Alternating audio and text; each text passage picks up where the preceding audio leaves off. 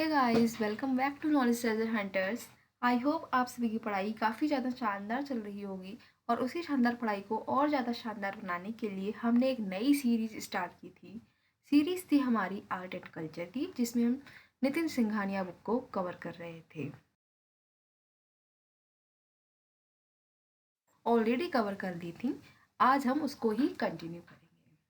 तो सबसे पहला जो ग्रुप आज हम पढ़ने वाले हैं वो है सीनो तिब्बतन ग्रुप।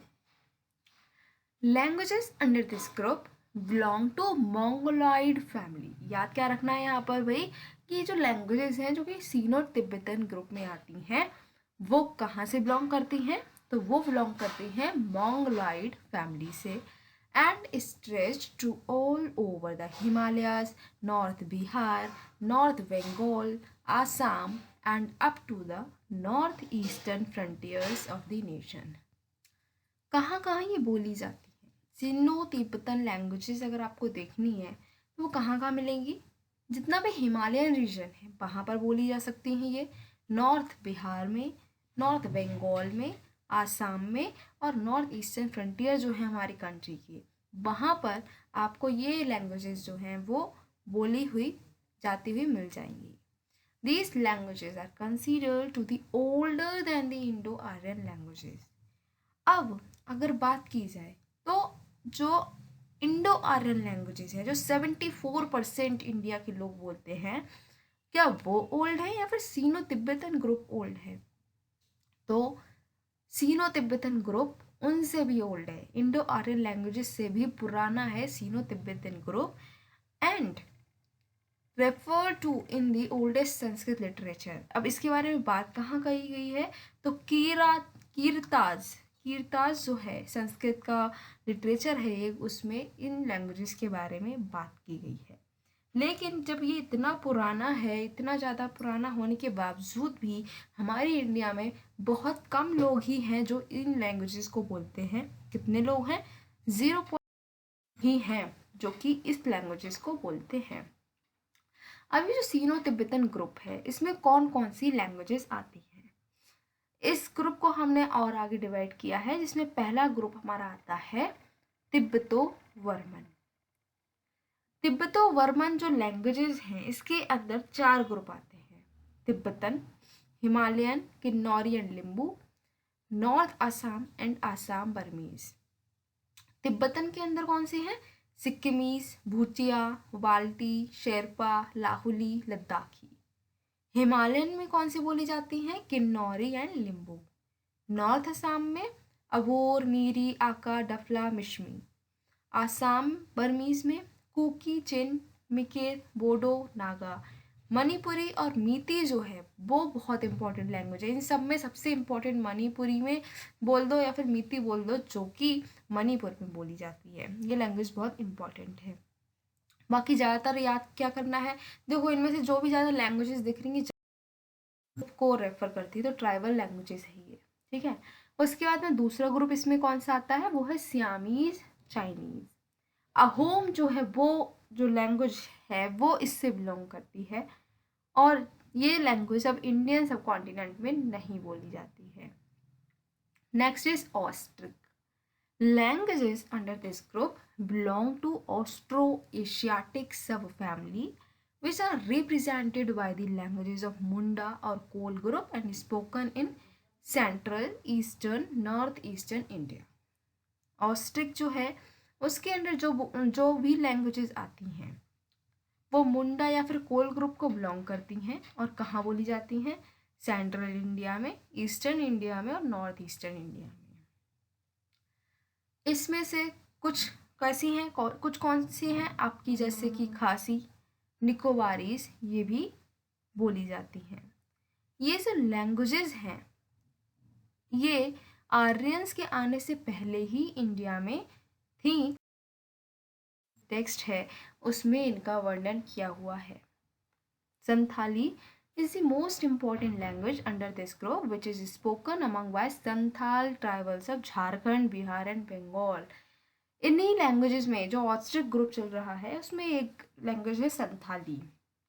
संथाली कहाँ बोली जाती है? संथाल ट्राइबल जो कि झारखंड, बिहार, बंगाल में रहते हैं वो संथाली लैंग्वेज को बोलते हैं।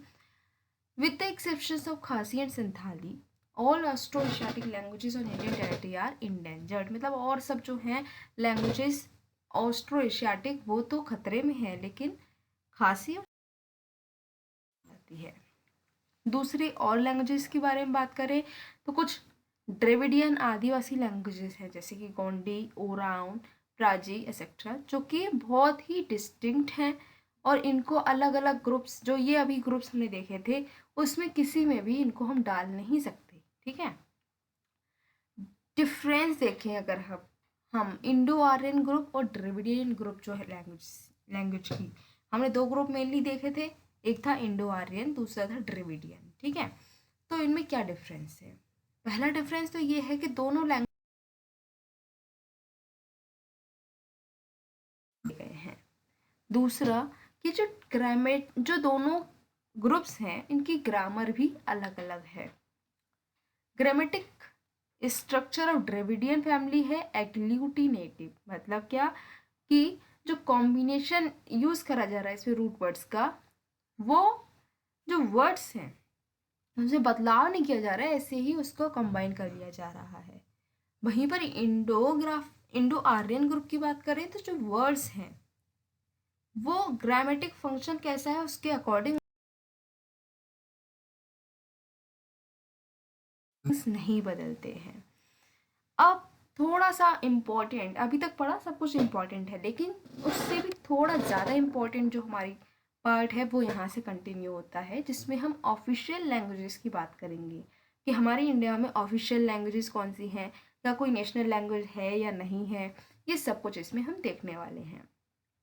तो एक आर्टिकल आपको याद रखना है 343। ठीक है, 343 जो है वो लैंग्वेजेस को डील करता है। हमारे कॉन्स्टिट्यूशन में भी ऑफिशियल लैंग्वेज के बारे में बात की गई है। तो आर्टिकल 343 जो है वो क्या बोलता है कि जो ऑफिशियल लैंग्वेज है हमारी यूनियन गवर्नमेंट की, वो हिंदी होनी चाहिए देवनागरी स्क्रिप्ट में। और जब तक पार्लियामेंट ने इसके अलावा कुछ और डिसाइड ना किया हो तब तक जो है इंग्लिश का यूज़ रहेगा ऑफिशियल पर्पस के लिए। कब तक? जब हमारा कॉन्स्टिट्यूशन आया है, कॉन्स्टिट्यूशन आने के अगले 15 सालों तक बस। उसके बाद में हमारी जो इंग्लिश है वो हम यूज़ नहीं करेंगे, हिंदी को ऑफिशियल लैंग्वेज यूज़ करेंगे, ऐसा कहा गया था। ठीक है, इसका मतलब क्या था कि 15 साल जो है उसके बाद में इंग्लिश नहीं रहेगी ऑफिशियल लैंग्वेज, सिर्फ हिंदी रहेगी। लेकिन हुआ क्या कि पार्लियामेंट जो है वो डिसाइड करेगा 15 साल के बाद में परिस्थिति कैसी है, करना है या नहीं। अगर पार्लियामेंट को लगता है कि इंग्लिश अभी भी यूज़ करनी चाहिए तो यूज़ कर सकता है। ये कहा गया था हमारे कॉन्स्टिट्यूशन के आर्टिकल नंबर 343 में। लेकिन फिर जब ऐसा ये कहा गया उसके बाद में बहुत भयंकर प्रोटेस्ट हुआ। ठीक है, जो लोग हिंदी नहीं बोलते थे, जो कम्युनिटीज़ हिंदी बोलती नहीं थी, उन्होंने कहा कि भाई आप इंग्लिश से हिंदी कर रहे हो तो हम तो हिंदी बोलते ही नहीं है, ऑफिशियल लैंग्वेज हो जाएगी तो हमें तो कुछ समझ में नहीं आएगा। इसी वजह से बहुत ज़्यादा प्रोटेस्ट हुआ था। जब इतना ज़्यादा प्रोटेस्ट हुआ तब क्या हुआ, तब एक एक्ट बनाया गया। एक्ट का नाम क्या है? Official language act 1963। इस एक्ट ने क्या कहा? इस एक्ट ने कहा कि जो हिंदी है देवनागरी स्क्रिप्ट में, वो तो हमारी जो यूनियन है उसकी ऑफिशियल लैंग्वेज रहेगी, लेकिन इंग्लिश को हम ख़त्म नहीं करेंगे। इंग्लिश जो है वो सब्सिडायरी ऑफिशियल लैंग्वेज रहेगी। ठीक है, ना इंग्लिश ख़त्म होगी ना हिंदी। हिंदी तो ऑफिशियल लैंग्वेज रहेगी ही, लेकिन साथ में हम इंग्लिश को भी ऑफिशियल लैंग्वेज डिक्लेयर करते हैं। The Constitution of India made a provision for each of the Indian states to choose their own official language for communication at the state level. अब ये जो बात अभी तक हुई थी वो तो यूनियन लेवल की हुई थी, लेकिन स्टेट लेवल पर अगर कोई कम्युनिकेशन करना है तो ये आज़ादी है हमारे स्टेट्स को कि वो कोई भी अपनी ऑफिशियल लैंग्वेज को चूज़ कर सकते हैं स्टेट लेवल पर कम्युनिकेशन करने के लिए। बहुत सारी लैंग्वेजेस हैं जो कि हमारी कॉन्स्टिट्यूशन के 8th शेड्यूल में लिस्टेड हैं, जिनको हम यूज़ कर सकते हैं स्टेट लेवल पर ऑफिशियल पर्पस में कम्युनिकेशन करने के लिए। शुरुआत में 8th शेड्यूल में सिर्फ 14 लैंग्वेजेस थी, अब काफ़ी ज़्यादा और भी ऐड, जिस कौन कौन सी थी उस टाइम पर? पहली थी आसामीज़, हिंदी, मलयालम, पंजाबी, तेलुगु, बंगाली, कन्नड़, मराठी, संस्कृत, उर्दू, गुजराती, कश्मीरी, उड़िया एंड और भी ऐड की गई, जैसे कि सिंधी लैंग्वेज जो है वो 15th लैंग्वेज बनी हमारी, जो कि ऐड की गई है 8th शेड्यूल में। कैसे ऐड की गई है? 21st अमेंडमेंट एक्ट से। कौन सी ईयर में आया था? 1967। 15 हो गई थी, लेकिन फिर भी और भी ऐड की गई। 71st अमेंडमेंट एक्ट आया 1992 में, तब 3 लैंग्वेजेस और ऐड की गई, जिसको हम नमक से याद करते हैं। नमक means N for Nepali, M for Manipuri and K for Konkani. इतने पर ही नहीं रुके हमने और भी लैंग्वेजेस ऐड की, वो भी कितनी? 4। कब? 92nd अमेंडमेंट एक्ट जब आया था 2003 में, तब हमने 4 और लैंग्वेजेस ऐड की हैं। कौन कौन सी? Bodo, Maithili, Dogri and Santhali. At present अभी अगर हम बात करते हैं तो 8th शेड्यूल में, अब बात करते हैं क्लासिकल लैंग्वेजेस की, कि हमारी इंडिया में क्लासिकल लैंग्वेजेस का क्या स्टेटस है। 2004 में गवर्नमेंट ऑफ इंडिया ने कुछ लैंग्वेजेस जो कि कुछ रिक्वायरमेंट को मीट करती थी, उनको क्लासिकल लैंग्वेजेस का दर्जा दिया था। अब कोई भी लैंग्वेज क्लासिकल लैंग्वेज कैसे बन सकती है? कौन से ऐसे क्राइटेरिया थे जो फिक्स किए गए थे? अगर वो क्राइटेरिया कोई भी लैंग्वेज मीट करती है तो उसको क्लासिकल लैंग्वेज का दर्जा दिया जा सकता है। कौन से थे क्राइटेरिया? देख, जैसे कि जो लैंग्वेज जिसकी हम बात कर रहे हैं क्लासिकल लैंग्वेज बनाने के लिए, तो उस लैंग्वेज में क्या हो? अर्ली टेक्स्ट लिखे गए हों, कम से कम 1500 से 2000 साल पहले के।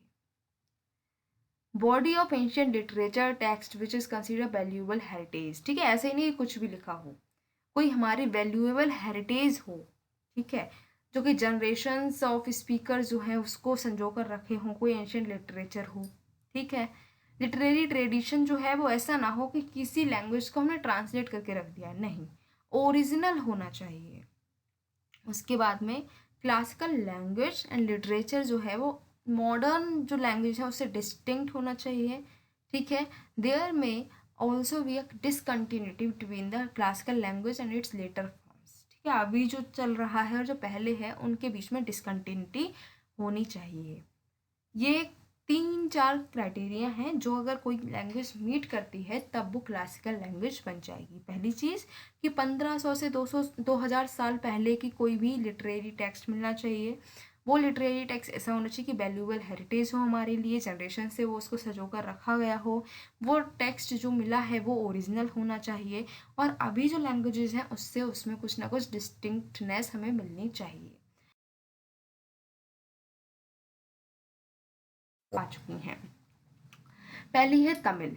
2004 में ही तमिल लैंग्वेज को हमने दर्जा दे दिया था। उसके बाद में 2008 में 2 लैंग्वेजेस को हमने ये स्टेटस दिया है। कौन सी हैं? तेलुगु एंड कन्नड़। 2005 में संस्कृत को ये दर्जा मिला, 2013 में मलयालम को और 14 में उड़िया को। Government has been criticized for not including Pali, क्योंकि पाली जो है बहुत पुरानी लैंग्वेज, ज़्यादा इसमें हमें टेक्स्ट भी मिले हैं, लेकिन फिर भी पाली को अभी तक ये स्टेटस नहीं मिला है। अब कोई भी आपकी लैंग्वेज है उसको क्लासिकल लैंग्वेज हम बना क्यों रहे हैं? क्या इससे कोई फ़ायदा होता है? ऑब्वियसली कुछ ना कुछ तो फ़ायदा होता ही होगा। कौन सा फ़ायदा होता है? चलिए देखते हैं। Government of India's resolution states that the following benefits will accrue to a language declared as classical language. कौन कौन से बेनिफिट हैं? कि 2 major international awards for scholars of eminence in classical Indian languages to be awarded annually. हर साल 2 major international awards दिए जाएंगे ऐसे लोग को जो क्लासिकल इंडियन लैंग्वेज में कुछ अच्छा काम करते हैं। Centre of excellency for studies in classical language जो है वो सेट किया जाएगा, कि मतलब जो क्लासिकल लैंग्वेज हैं उनको पढ़ने के लिए एक सेंटर ऑफ एक्सीलेंसी जो है वो सेट किया जाएगा। University Grants Commission will be requested to create and to start with, at least in the central universities, a certain number of professional chairs for classical language for scholars of eminence. क्या कहा गया है कि कुछ course चलाए जाएंगे जो classical language हैं उस क्लासिकल लैंग्वेज को पढ़ने के लिए। और इसी के साथ में इस पार्ट को हम यहीं पर एंड करते हैं। आई होप आपको ये सब कुछ अच्छे से समझ में आया होगा। अगर आपको थोड़ा सा भी समझ में आया है, क्योंकि आई नो ये जो चैप्टर है थोड़ा सा टिपिकल है, इसमें काफ़ी सारी चीज़ें याद करनी पड़ रही हैं, इसलिए 2-3 बार तो इसकी रीडिंग चाहिए ही चाहिए होगी। लेकिन अगर आपको थोड़ा सा भी समझ में आया है तो समझ लेना कि आप इस चीज़ को अच्छे से ग्रास्प कर रहे हैं। समझ में आया है तो क्या करना है, वीडियो को लाइक करना है, शेयर करना है एंड चैनल को सब्सक्राइब करना है, जिससे कि नेक्स्ट पार्ट जो है आपको तुरंत के तुरंत मिल जाए। सो मिलते हैं नेक्स्ट वीडियो में नेक्स्ट टॉपिक के साथ में। Till then keep your knowledge hunting on.